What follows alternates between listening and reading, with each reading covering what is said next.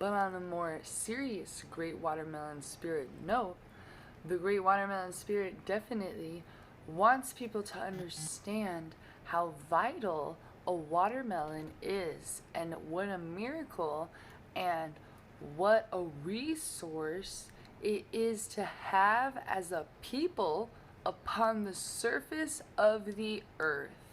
So, right, it's in my opinion, connecting with the Great Watermelon Spirit, that we as a people of electrified, animated, complex biogenetic squash beings, like it's like a squash mushroom hybrid that has been paired with an electrified current that also has like a consciousness, spiritual, maybe like energized body, somewhat attached to it like a hologram.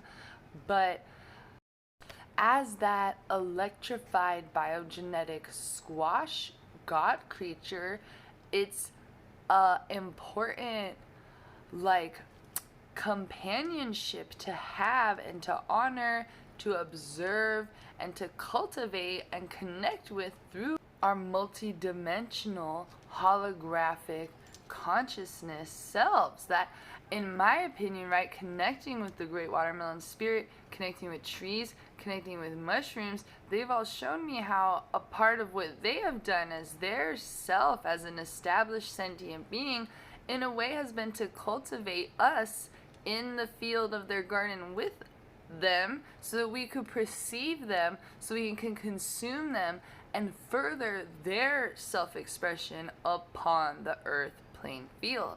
And so then also too, they want to discuss with you how in our reality today there are entities that are removing, right? Everybody wants a seedless watermelon. Nay, nay, nay, nay, you do not want to eat a seedless watermelon. I mean, maybe if you do, to each their own, but take a look at that. Take a look at what the deeper meaning and reflected consequence of what cultivating, promoting, buying into, supporting, and consuming a biogenetically altered watermelon into a seedless being, which then you think of seeds. What, that's like a neutered fruit. That's like a unable to be fertile and reproduce fruit. And I want to be a fertile, creating, reproducing, healthy creature. So I think I also want to consume that same type of frequency.